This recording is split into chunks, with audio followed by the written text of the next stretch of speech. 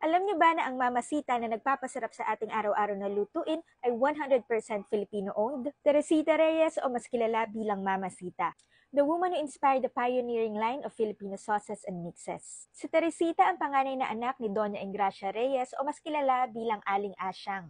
Doña Asyang played a significant role in promoting Filipino cuisine through her restaurant chain, na mas kilala natin bilang Aristocrat.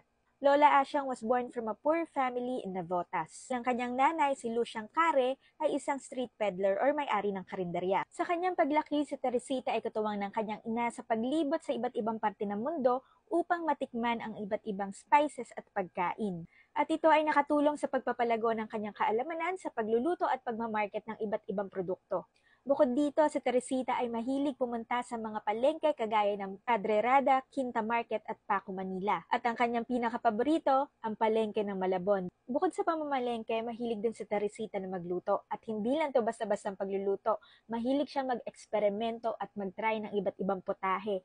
At alam mo ba, she even made her own version of Chinese hopia.